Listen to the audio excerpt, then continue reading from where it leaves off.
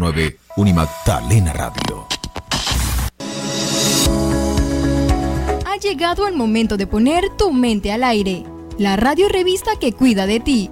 Con información de interés, entrevista con expertos y mucho más. Por Unimagdalena Radio 91.9 FM.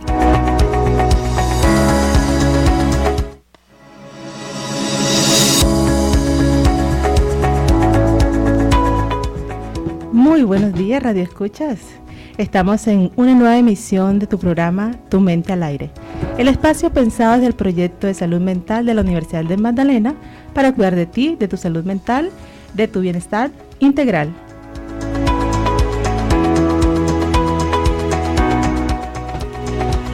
Nos encontramos bajo la dirección de Ubaldo Rodríguez de Ávila y Suani Luz Pavargote, la conducción de Carmen Joana Reynoso y el apoyo de quien les habla, Alida Sini. Bienvenidos. En el máster nos acompaña José de la Victoria.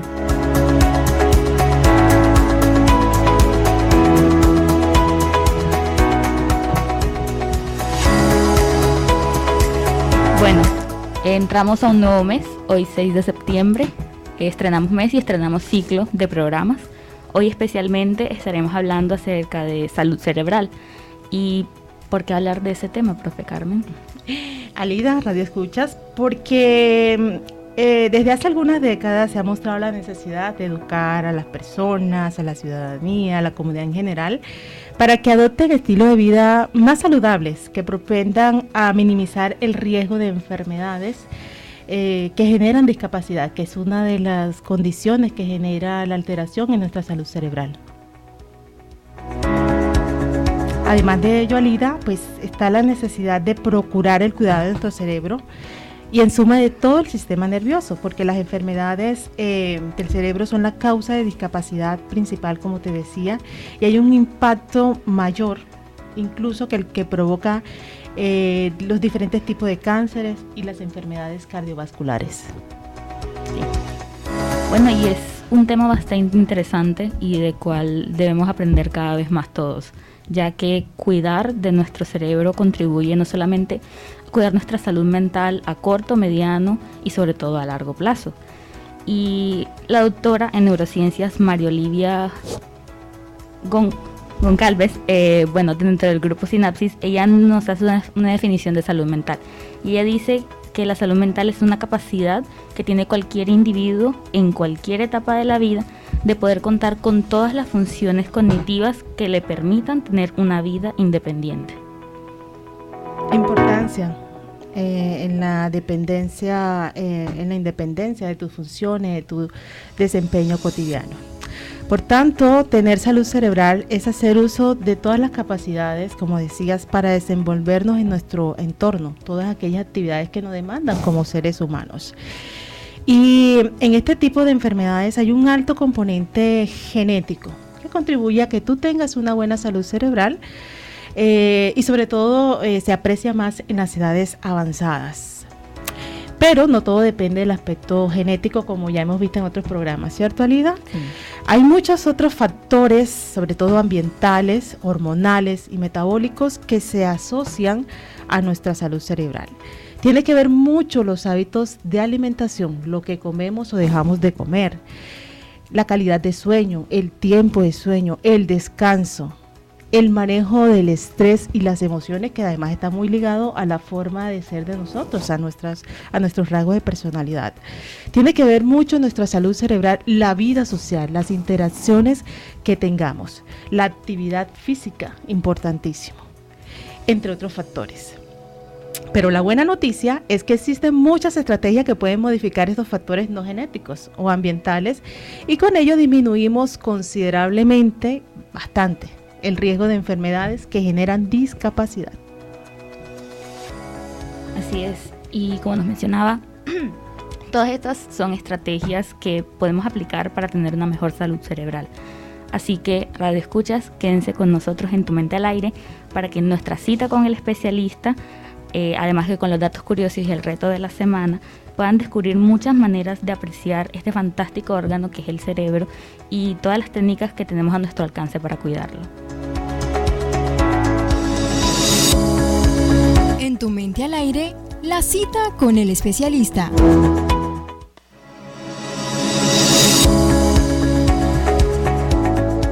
Hoy en Cita con el especialista tenemos a dos invitados y muy interesados y preocupados en la salud cerebral.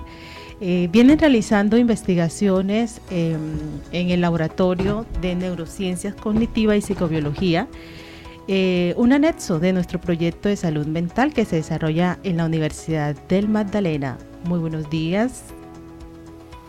Muy buenos días, Alida, Carmen, David y todos los oyentes. ¿Quién les habló? Camilo Velandia, psicólogo investigador interesado en todos los aspectos de neurociencias. Y tenemos a... buenos días a todos, Carmen, Alida, a mi colega Camilo y a todos los que nos escuchan. David Vega, investigador muy joven, y que también viene realizando algunas actividades interesados en conocer cómo es que funciona este aspecto que influye en nuestra salud mental y tiene mucho que ver con nuestra salud mental.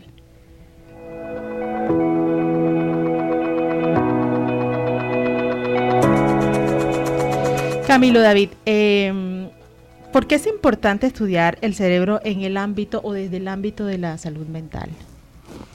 Bueno, Carmen, si me lo preguntan a mí, yo diría que es porque el cerebro es la esencia de lo que somos, y cuando hablamos de salud mental, hablamos de muchas variables psicológicas, psiquiátricas y un sinnúmero de factores que están íntimamente relacionados con el cerebro. Es decir, nuestras emociones, nuestros sentimientos, nuestras reacciones, nuestras memorias, incluso muchos rasgos de nuestro carácter, de nuestra personalidad, vienen determinados por ese cerebro. Eso no significa que cualquier situación de interés dentro de salud mental significa que viene de una alteración en el cerebro. Uh-huh. Lo que queremos decir es que cuando se tratan de unas afectaciones más graves, más incontrolables, más duraderas y sostenidas en el tiempo, ya empiezan a haber unos signos o unos síntomas que despiertan el interés por estudiar ese cerebro y ese sistema nervioso, porque no se trata solamente del encéfalo. Pero sabemos que salud mental también tiene otros factores psicológicos e incluso sociales. Si bien el cerebro es la base, la esencia, la arquitectura biológica que sustenta todos esos procesos, igual existen unos factores psicológicos que van un poco más allá, pero están íntimamente ligados. No podemos entenderlo uno sin lo otro. Ok. David, ¿nos quieres comentar algo? Sí, es un aspecto fundamental, en especial por todas las implicaciones que tiene el cerebro en el tema, las sensaciones, los pensamientos, todo el tema.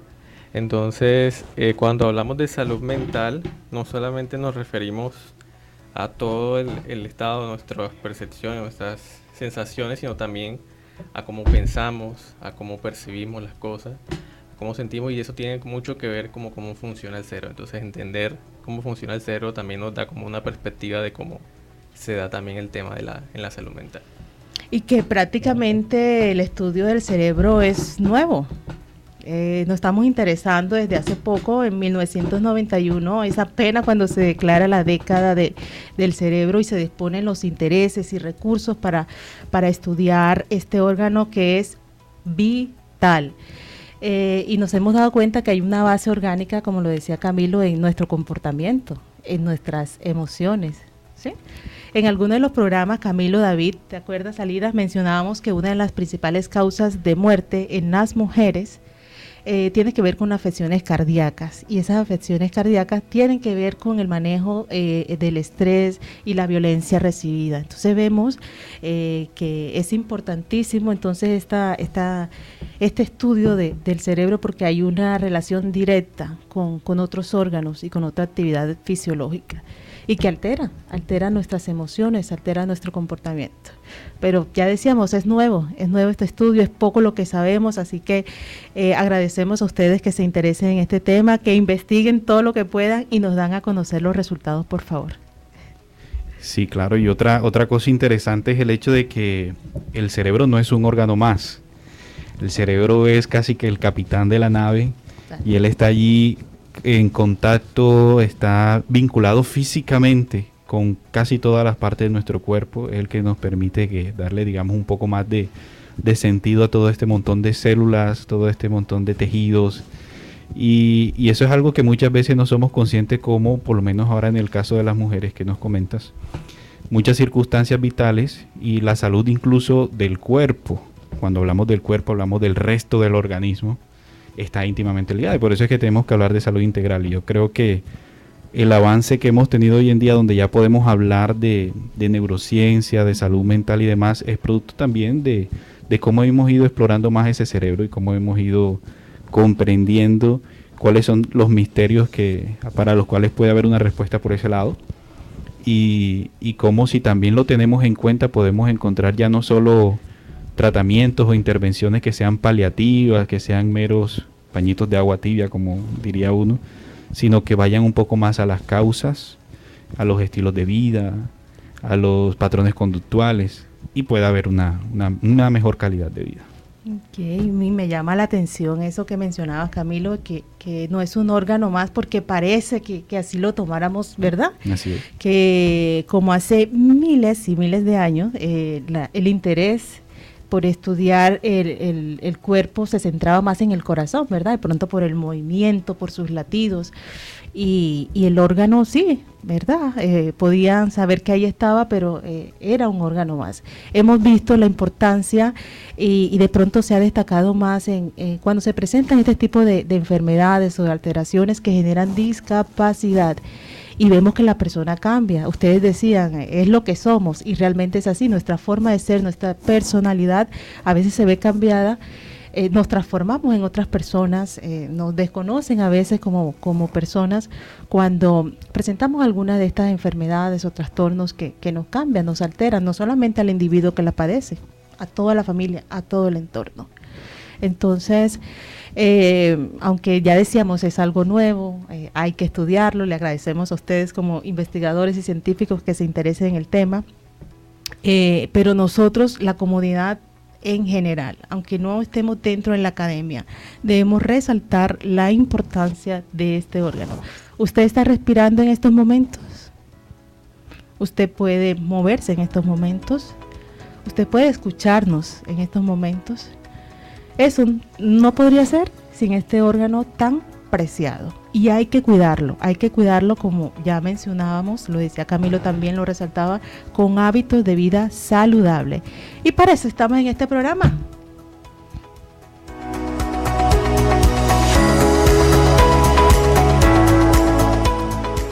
Camilo, David, tenemos que preguntarles, ustedes que han investigado, se han encargado de investigar esto, ¿qué técnicas existen hoy en día para estudiar el cerebro? Bueno, Alida, me alegra decir que vivimos en una época en la que existen muchas técnicas. Sí. Ya Carmen lo mencionaba, que hace unas décadas pues no era tanto lo que podíamos hablar, porque tampoco era mucho lo que conocíamos. Pero entonces, a la par como ha ido evolucionando la ciencia, la tecnología, y estamos hablando ya de varios siglos, porque incluso en el siglo XVIII ya podíamos ver, desde que por ejemplo se inventa el microscopio, ya ahí hay un campo para ir conociendo un poco más el cerebro. Pero entonces, ¿qué tenemos hoy en día? Mucho. ¿Cómo lo podemos entender o clasificar? Dependerá también de en quién nos basemos, ¿no? Yo prefiero basarme en una clasificación donde inicialmente habría que hablar de las técnicas para estudiar el cerebro muerto, por así decirlo, técnicas post-mortem, cuando extraemos el cerebro de un sujeto que ha fallecido, y otras que son como las más fascinantes quizás, son para estudiarlo en vivo, mientras funciona, mientras opera, mientras hace la magia. Eso es, qué deleite. Así es, y ya bueno, ya comentaremos que esa tecnología también la tenemos aquí en la ciudad. Entonces, cuando se trata del cerebro que hemos obtenido de un paciente fallecido, podemos estudiarlo microscópicamente o macroscópicamente, es decir, desde esa escala mínima de la célula, haciendo cortes del cerebro, cortes muy delgaditos. Existen técnicas específicas para eso, y de esa manera podemos ver entonces cómo se distribuyen las neuronas, las células, las diferentes áreas. No solamente observarlo en la palma de la mano, como se podía hacer hace algunos años, incluso en la Universidad del Magdalena, sino ya ir a la parte microscópica. Y entonces allí existen unas técnicas, hay incluso microscopios muy sofisticados para poder ver moléculas, es decir, proteínas, este tipo de componentes que ya nos muestra incluso otro universo, un universo que no alcanzamos a percibir con los ojos. Pero también existen estas técnicas para estudiarlo en vivo, como mencioné. Entonces ahí es donde se habla ya de, por ejemplo, de la medición de la actividad eléctrica. Eso es algo que hacemos en el laboratorio. Y entonces lo que pasa es que tal vez no lo sabemos, pero así como el corazón, tú lo puedes estudiar con un electrocardiograma, y se llama electro porque lleva actividad eléctrica.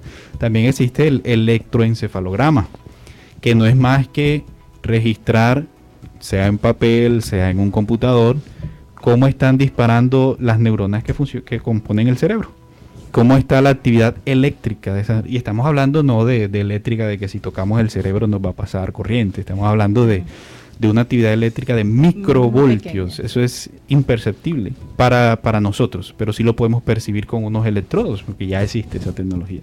Entonces, además de tener la electroencefalografía, tenemos otras. Se habla de potencial evocado, magnetoencefalografía. A propósito de esta última, tuvo una gran contribución de Rodolfo Ginás, neurólogo colombiano.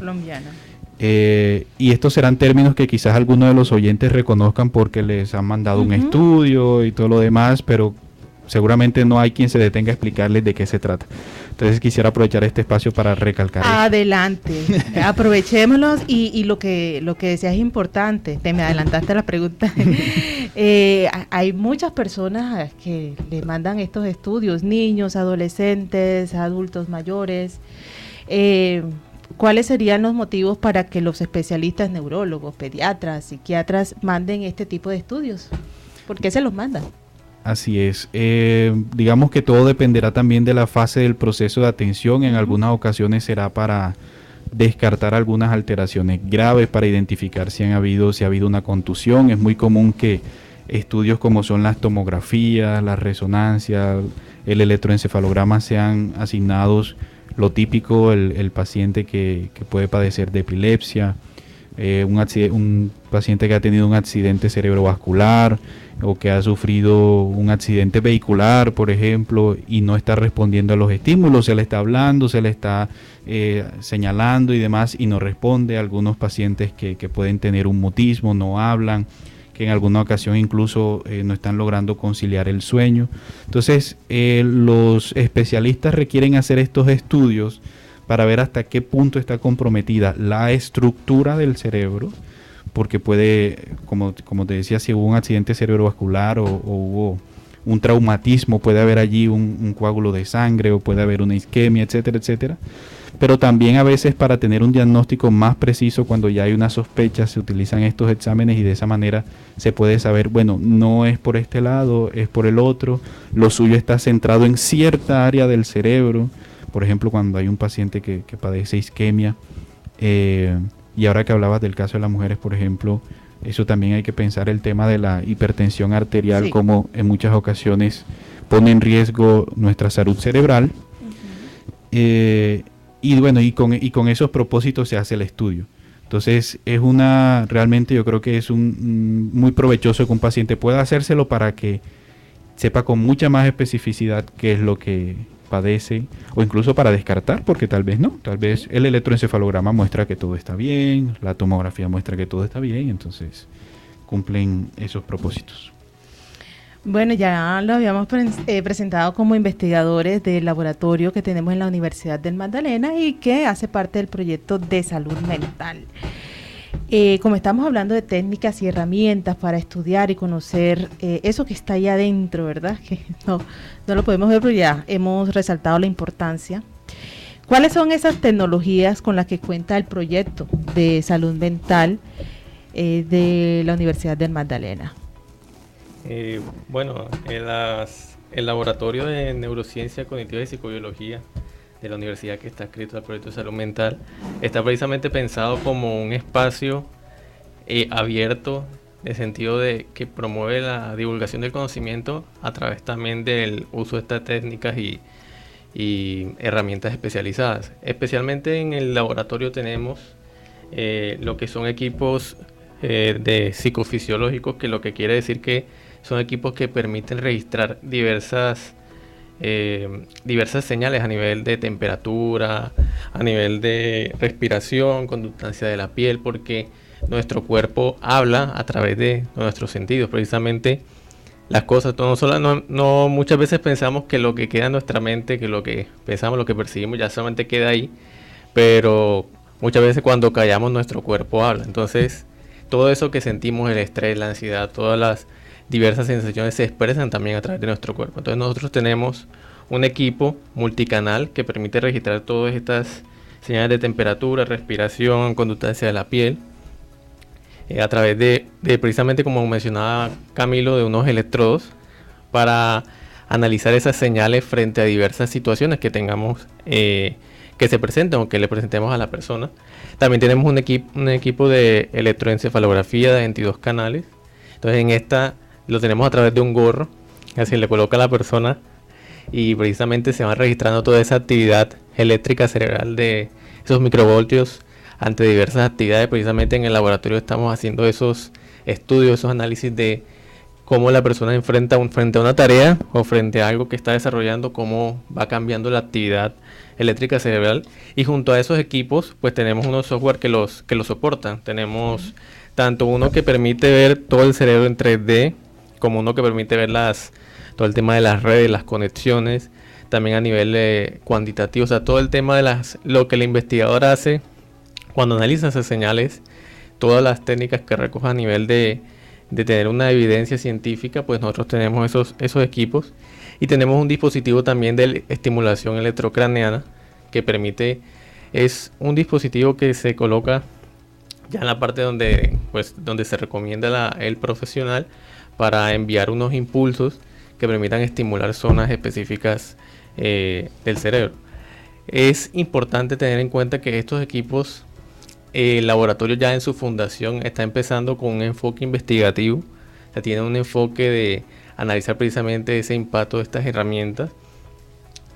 Ahora mismo no es una concepción clínica sobre su uso, ¿ya? Tiene una parte investigativa, pero va a ir escalando. La idea es que vaya escalando para que en un punto ya puedes tener una parte de aplicación clínica. Ahora mismo el laboratorio ofrece desde la parte de atención o evaluación clínica la parte neuropsicológica con pruebas especializadas. Y la idea es precisamente de que con estos equipos podamos promover la investigación en neurociencia aquí en el Magdalena, que permita avanzar en esos aspectos para ya luego poder conectarse a esa parte de atención clínica hacia la comunidad.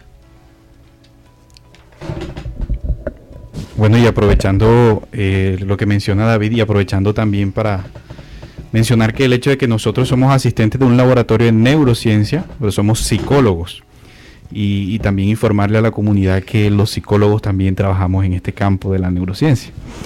Y fíjate lo curioso también el hecho de que al cerebro también tú lo puedes estudiar mediante el comportamiento y el desempeño de la persona. Eso lo estamos haciendo en el estudio que mencionaba David. Y en el laboratorio contamos con pruebas neuropsicológicas.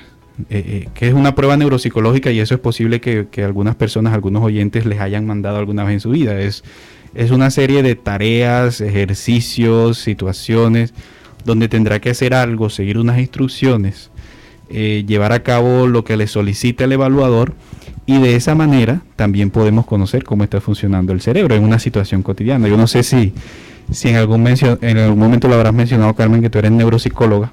Que se me ha salido. Y bueno, y ahí nos estás apoyando también en el laboratorio, aplicando esas pruebas cuando se requiere. Y de esa manera también conocemos, por ejemplo, tenemos pruebas que evalúan las funciones ejecutivas. Todas esas son una terminología para ciertas capacidades que tiene el cerebro. También podemos evaluar trastornos de aprendizaje. Existe una alta prevalencia en la comunidad samaria, una gran necesidad de que se evalúen y se identifiquen muchos casos de chicos, de niños, niñas, adolescentes que pueden tener dificultades de aprendizaje. Tenemos incluso para estudiar ansiedad, inteligencia tanto en niños como en adultos. También salud mental, estrés, personalidad, entre muchas otras cosas que también tenemos allí.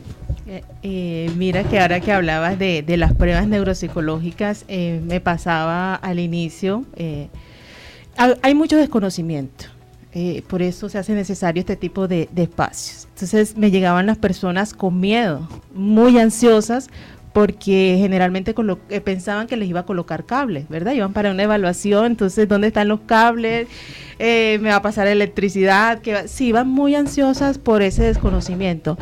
Pero Radio Escuchas, los psicólogos y otras profesiones tienen la capacidad de estudiar el cerebro con este tipo de pruebas que llamamos lápiz y papel, o observando la conducta, ¿verdad? Son una serie de tareas o ejercicios, actividades muy sencillas, y ya podemos identificar qué es lo que le pasa al cerebro, cómo está trabajando, si está dentro de lo esperado o no esperado, ¿verdad? Para la edad, para el sexo, para diferentes variables que tenemos en cuenta cuando estudiamos el cerebro. Entonces, cuando les hablen de pruebas neuropsicológicas, yo creo que ya hay un poquito más de acercamiento, ¿verdad? Ya ha habido un poquito más de acercamiento, ya los jóvenes, adolescentes, incluso los adultos, me encanta atender población adulta. Van un poco más tranquilos. Ya saben que no es cable que le vamos a colocar, aunque, por lo menos en la investigación que ustedes realizan, tú mencionabas un artefacto o hay un instrumento que lleva algo de cables, ¿verdad? Pero mencionabas que nos decía David que pues tampoco es que nos vaya a pasar electricidad ni nada de eso, ¿verdad? Bueno, sí, y ya que comentaban eso y hablamos acerca de la desinformación, de las pruebas psicotécnicas, la pregunta ahora, mencionando los cables y eso, es, ¿hay algo que debamos temer o que los radioescuchas deban temer frente a las técnicas para estudiar el cerebro? Esa es una pregunta importante y es muy bueno que se discuta. Así como mencionaba ya mi colega Camilo, estas son técnicas que no se desarrollaron ayer, no ni de un día para otro, sino que llevan décadas precisamente en el desarrollo de la seguridad de este tipo de dispositivos. Cuando iniciaron, obviamente, digamos que los inventores empezaron a experimentar en sí mismos o en otras personas, eso fue siglo XVIII, XIX en otras partes, pero ya a medida que iba avanzando la ciencia, a medida que iban avanzando los diversos desarrollos, se fue aumentando la seguridad de este tipo de instrumentos, llegando a que en este momento los que ya contamos y también los que se ven en diversas partes del mundo, se garantiza la seguridad de la persona que usa este tipo de técnica. Por ejemplo, cuando hablamos del gorro, el gorro obviamente pues tiene sus cables, porque eso es parte de su estructura, pero él no infringe ningún tipo de electricidad a la persona, ni que se va a electrocutar ni nada. De todas formas, siempre el equipo profesional que aplica, nosotros hay unas medidas de cómo se usa el gorro, cuál es el proceso que se sigue para que la persona se sienta segura, todo esté dentro de los márgenes normales, todo se sigue dentro de las condiciones, digamos, de las condiciones especificadas para el desarrollo de este tipo de instrumentos. Pero no solamente con este, sino con otros, siempre se asegura que la persona se va a sentir cómoda, segura. Solamente si de verdad el médico o el profesional que ha enviado o digamos que remitido un tipo de evaluación específica implique que tenga algún tipo de estimulación, por ejemplo el dispositivo que se llama estimulación electrocraniana, que implica una estimulación a unas áreas del cerebro. Se comenta que en este tipo de estimulaciones la sensación es muy mínima, realmente es porque como mencionaba Camilo, son microvoltios, entonces son cosas muy, muy mínimas que realmente no llegan a afectar a la persona en el sentido no que se va a sentir electrocutada ni nada de eso, ¿ya? Entonces, pero es importante siempre que tengamos en cuenta que estas técnicas deben ser desarrolladas por profesionales idóneos y en centros especializados, no es algo que sea por ahí como de pronto en un lugar todo que no da confianza, porque precisamente hay que tener las medidas de bioseguridad para hacer esto. Okay, y ahora mencionabas un término de estimulación, es decir que existen estos instrumentos, estos equipos, no solo para estudiar, podemos también tratar los diferentes trastornos, alteraciones que se puedan presentar. He escuchado algo de que se puede con estos instrumentos y a través de la estimulación y otras técnicas o estrategias trabajar depresión, ansiedad, dificultades en la memoria, atencionales. Cuéntenos un poquito sobre eso. Sí, precisamente así como se han desarrollado estos instrumentos que permiten estudiar, a la par también se ha venido mirando también es la otra perspectiva, es decir, si nosotros podemos analizar el cerebro en vivo, ¿qué tanto podríamos nosotros intervenir en él también?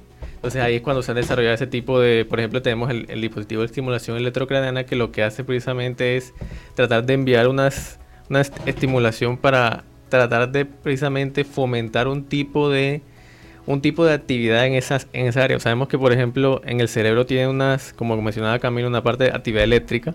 Hay unas ondas específicas de acuerdo a algún tipo de tarea, ¿no? Por ejemplo, si estamos estudiando, trabajando, como nos sentimos relajados, tenemos unas ondas específicas.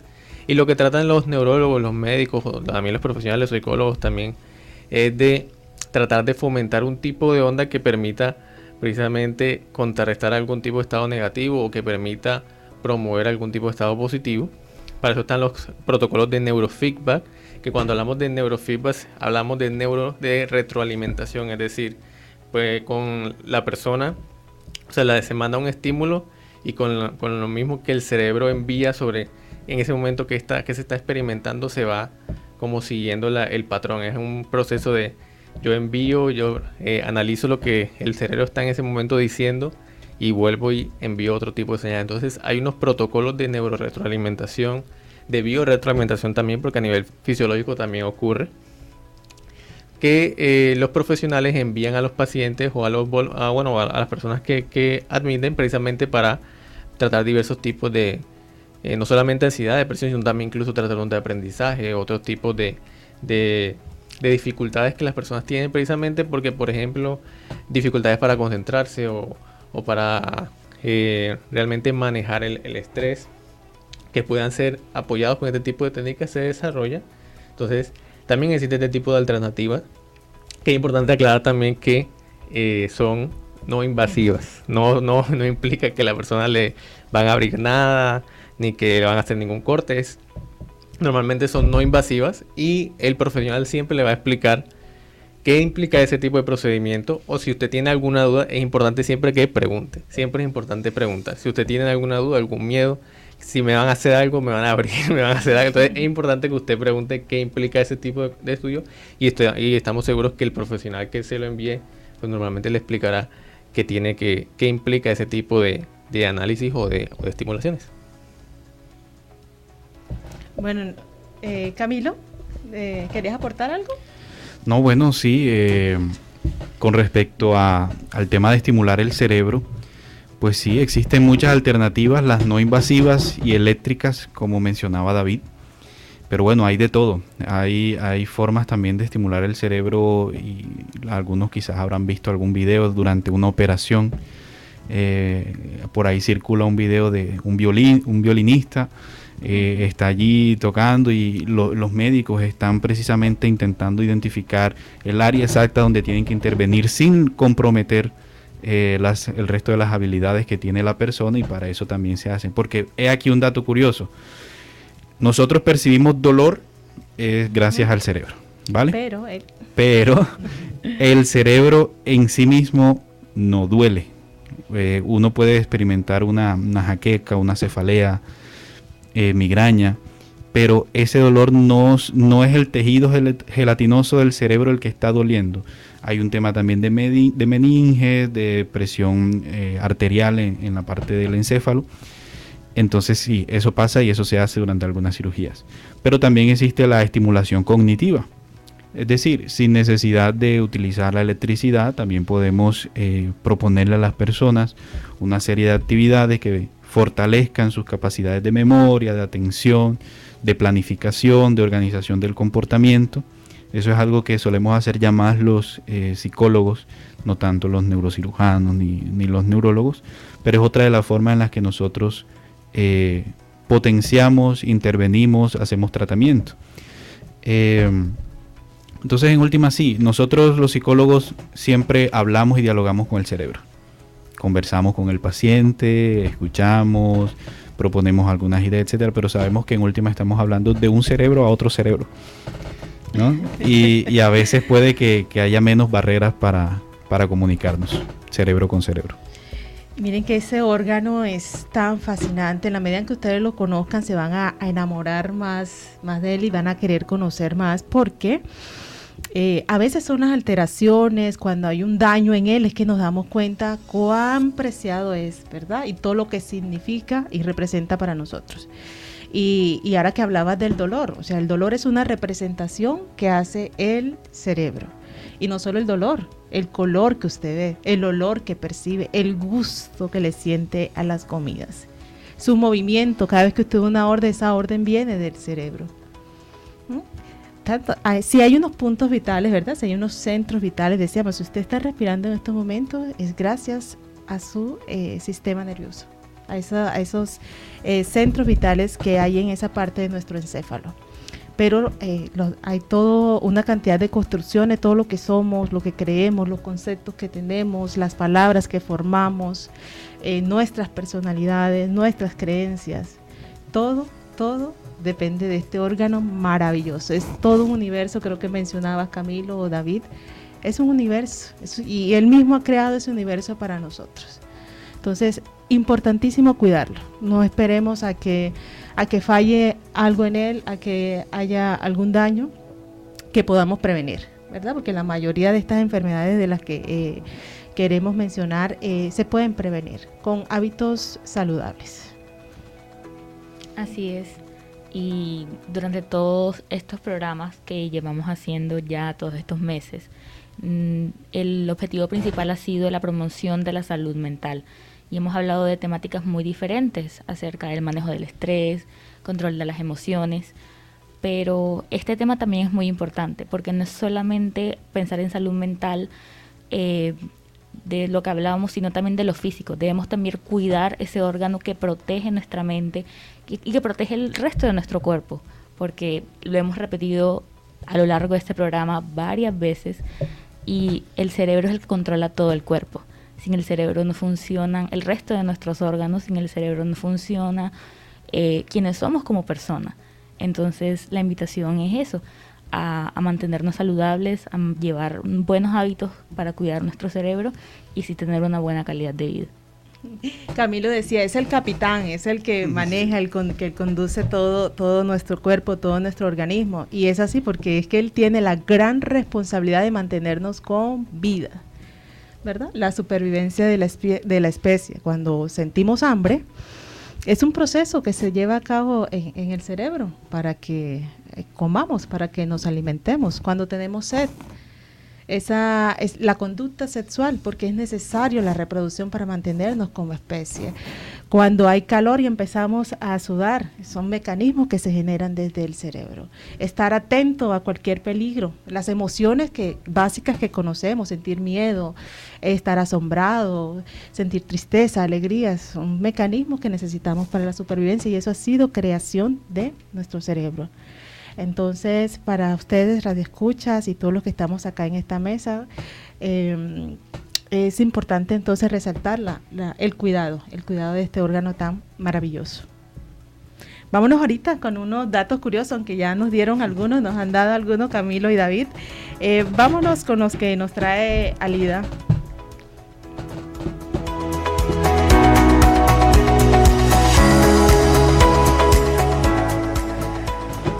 Bueno, el primer dato curioso que tenemos el día de hoy es, ¿sabías que una dieta baja en calorías se relaciona con el mecanismo de una proteína, el SIRT1, que está relacionada con el retraso significativo del envejecimiento y el aumento de la longevidad?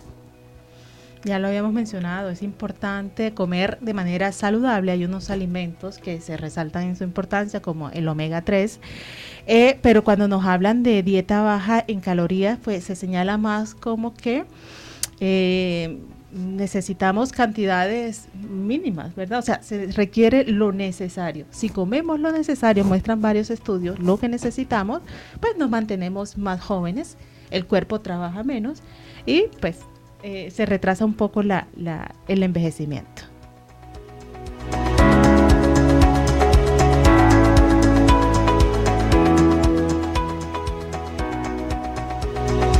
¿Sabías qué?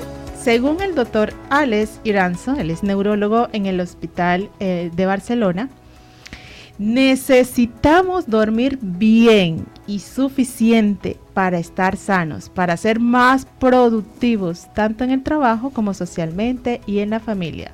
Y en definitiva, necesitamos dormir más para ser más felices. A veces postergamos el sueño, ¿verdad?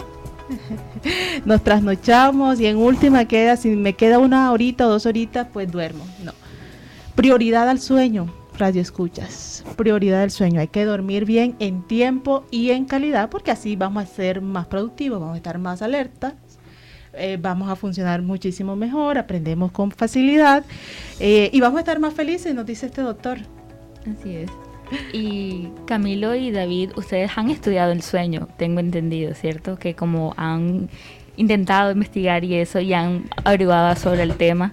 Y nosotros creo que ya hemos tocado un poco acerca de eso en anteriores programas, pero no nos cansaremos de decir la importancia del sueño, de promover la importancia del sueño.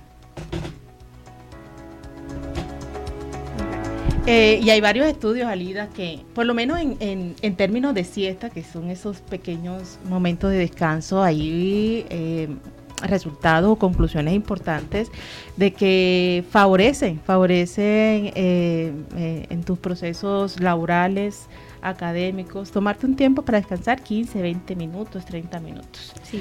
Y estás renovado.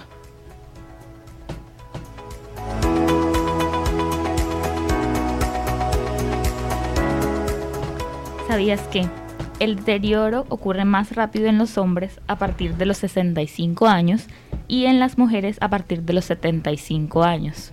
Por eso dicen que las mujeres envejecemos más lento.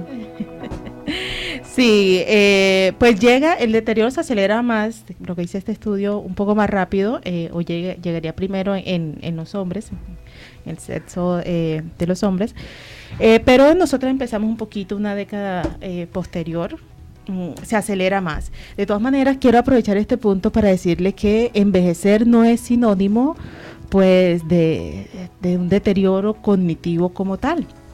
Sí, digamos que disminuyen ciertas habilidades, ciertas capacidades, pero también mejoran otras.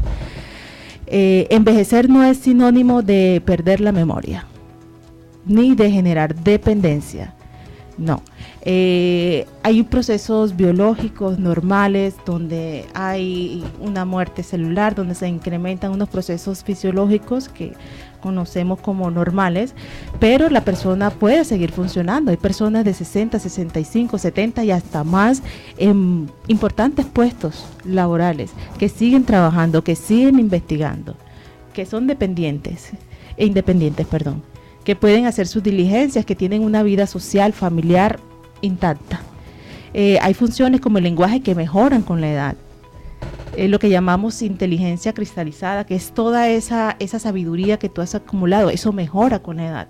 Sí disminuyen algunos procesos, y de pronto usted, radio escucha, se dará cuenta que los procesos atencionales bajan, ¿verdad? De pronto esa memoria que es más inmediata baja, no se pierde como tal, sí bajan algunas capacidades. Entonces, llegar a una edad avanzada, 65, 75, sí empieza un deterioro, pero eso en ningún momento significa discapacidad.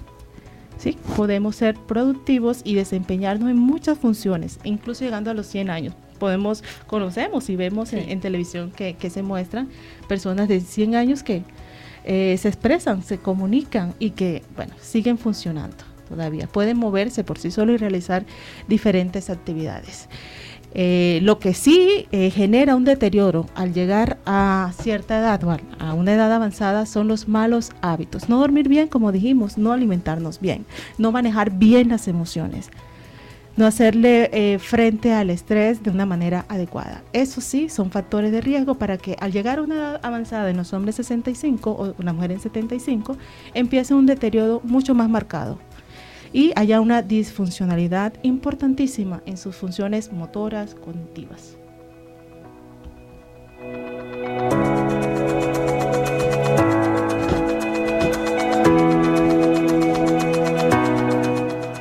¿Sabías que casi la mitad de las demencias, hablamos de un 48.8%, se pueden atribuir a 7 factores de riesgo de estilo de vida que pueden ser prevenibles y modificables.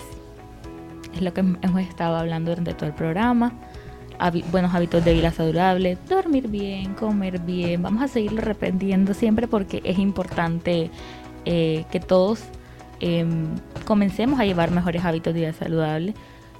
Digamos que no es un cambio difícil para algunas personas, porque si ya llevamos tiempo comiendo mal, durmiendo mal y queremos cambiar, pues no es un cambio que va a ocurrir de un día para otro. Tenemos que poner esfuerzo, tenemos que tener motivación para estos cambios poder hacerlos. Eso es poco a poco, es un camino lento, pero que a largo plazo va a generar muchos beneficios.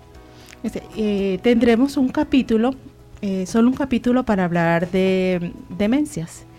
Pero queremos mencionar ahorita la importancia de tener hábitos, y tú mencionabas algo importantísimo, no es de la noche a la mañana.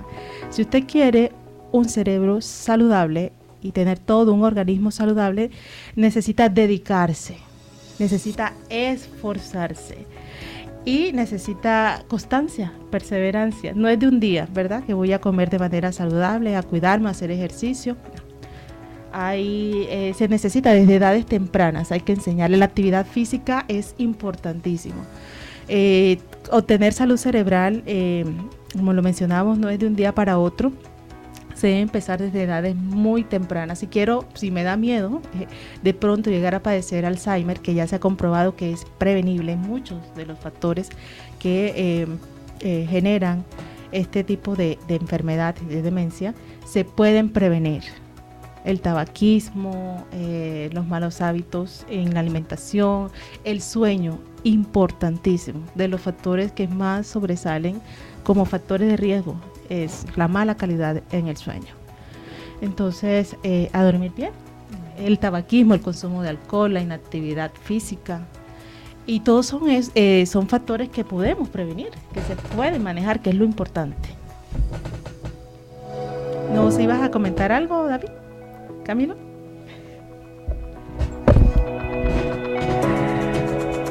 Ok, tenemos una última pregunta para ustedes, para los dos. ¿Qué le recomendarían a alguien que tenga curiosidad por estos temas? Hemos estado hablando de salud cerebral, de cerebro, de las técnicas para conocer, para tratarlo. ¿Qué recomendaciones le hacen a la comunidad, a aquellas personas que nos escuchan? Bueno, con respecto a estos temas de neurociencia hay mucha información. Hay muchísima información, pero muy importante es que hay mucha desinformación de los temas.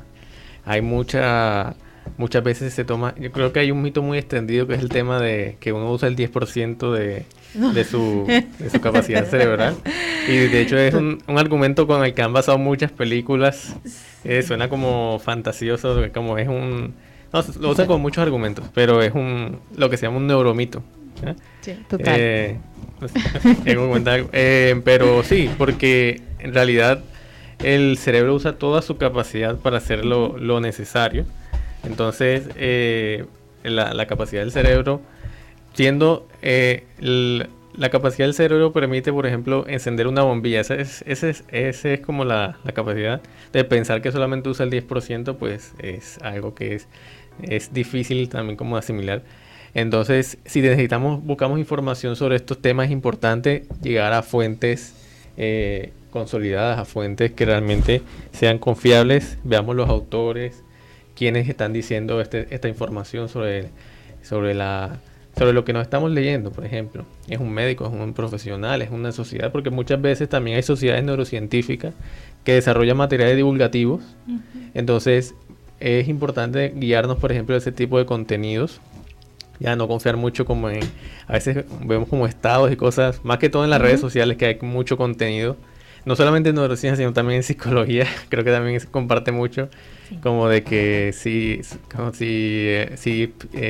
sueñas con esa persona está pensando en ti, cosas así, pero sí, son cosas que es importante tener en cuenta, que estamos en la época de la información. Si bien la información está al alcance de la mano, así como hay mucha información, hay mucha desinformación del tema. Entonces es importante guiarnos de las fuentes reconocidas, de estar en contacto con los profesionales del tema. Aquí tenemos un espacio abierto también con con los profesionales, y muy importante para los jóvenes, en especial en este tipo de espacio. Nosotros, Camilo y yo, somos jóvenes, todavía nos consideramos jóvenes, nos confunden a veces con estudiantes, entonces es importante el papel que tienen los jóvenes para realmente empoderarse en el desarrollo de estos espacios de conocimiento que permiten la divulgación de la ciencia, que es uno de los objetivos del laboratorio precisamente, que es la divulgación científica de las neurociencias y la psicobiología de la comunidad, es decir, que de las personas que empoderen ese conocimiento y sea abierto para todos. Entonces es importante tener eso en cuenta. Camilo. Bueno, haciendo eco de lo que menciona David, yo haría unas recomendaciones dependiendo pues de qué tanta cercanía tenga la persona con estos temas. Si es estudiante universitario, si es egresado, si es profesional, si es docente, invitarlo pues a seguir estas fuentes validadas, reconocidas. Al mismo tiempo, si tienen interés de realizar investigaciones, que también se pueden acercar a la Universidad del Magdalena, pueden preguntar aquí por el Laboratorio de Neurociencia Cognitiva y Psicobiología. Nosotros realizamos algunas actividades de apoyo a la docencia, de divulgación científica, y también es un espacio para hacer investigación, así que con mucha facilidad se pueden acercar y de ahí se pueden sacar muchos proyectos e iniciativas. La Universidad del Magdalena en su biblioteca también tiene unas buenas fuentes. La universidad también tiene bases de datos, ha comprado el acceso a bases de datos donde se encuentra la información de punta, muchísima información, pero confiable. En cambio, para las personas que quizás no se mueven en el ámbito académico, personas que quizás están escuchando este programa y les surge ese interés por primera vez, pues sí, yo creo que hasta cierto punto va a ser inevitable que se choque con información que no es confiable, con estos mitos, con esta pseudociencia en muchos casos. Hoy en día se le coloca el prefijo neuro a muchísimas cosas. Entonces no vaya por ahí en la calle viendo que en un lugar le dan un volante que dice neuro tal y ya usted cree que por eso es bueno. O le digan, mira, aquí tenemos el neurotratamiento, la neuroproteína, no significa que sea confiable. ¿Cuáles son quizás los clásicos? Bueno, si le hablan de neuropsicología, neurología, neuropediatría, etcétera. Esos sí son como los típicos. Pero bueno, si tiene la curiosidad y es muy ágil y es muy ávido de conocimiento, se va a topar con fuentes que no son confiables, con cosas que después va a leer que son falsas. Eso es parte del procedimiento, no está mal. Lo importante es que uno siempre sea crítico, cuestione, pregunte, tenga esas dudas, busque más fuentes y contraste para ver si es así. De resto también hay pues autores muy conocidos y típicos que son los que uno siempre menciona para este tipo de cosas.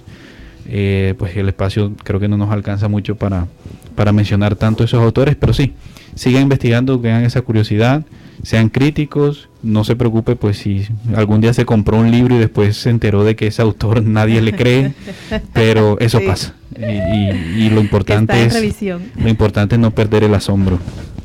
Eso, el asombro. Eso le encanta al cerebro y tiene que ver con el reto del que vamos a plantear ahorita. Y bueno, es necesario. Fíjense que hemos estado hablando de la salud de uno de los órganos que nos mantiene con vida y nos preserva la vida, pero ¿se enseña en las escuelas? ¿Qué tanto se enseña? Desde la educación básica. De pronto desde la profesión que tenemos ha habido, digamos, un avance y ya vemos varios semestres con varias asignaturas y fundamentos para estudiar, conocer, comprender y cuidar de este órgano tan preciado. Pero se necesita, si queremos enseñar salud cerebral, se necesitan unos fundamentos desde las edades más tempranas. Enseñar que es en doble vía, ¿verdad? Si bien es el que conduce, el capitán de nuestro organismo, pues va en doble vía. Y cuidar de la salud cerebral es cuidar de todo el organismo, cuidar de nuestro organismo es cuidar de nuestro cerebro. ¿Sí? Entonces, a dormir bien, a alimentarse, sobre todo manejen bien las emociones, el estrés. Hay que manejar el estrés.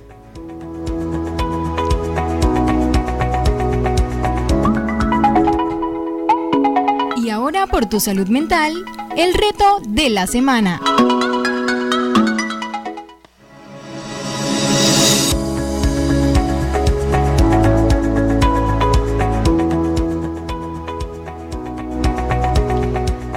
Bueno, el reto de esta semana para todos nosotros es mantenernos activos y aprender algo nuevo. Al cerebro le gusta que lo pongamos a funcionar, leyendo algo, viendo algo que antes no conocíamos, y es una forma de mantenernos activos y de cuidar la salud cerebral.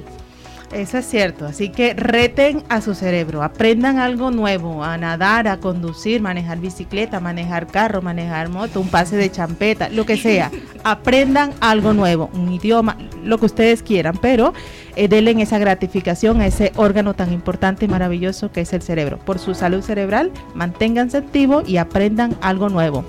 Camilo, David, muchísimas gracias por aceptar nuestra invitación, por su información y por estar acá con nosotros. Muchas gracias. Muchas gracias, Carmen, Alida, David. Un muy buen día para ustedes y para todos los radio escuchas. Gracias, muchas gracias a todos y bueno, manténganse activos. Bueno, hasta la próxima emisión. Nos vemos el próximo martes. Chao, chao. Gusto de estar con ustedes.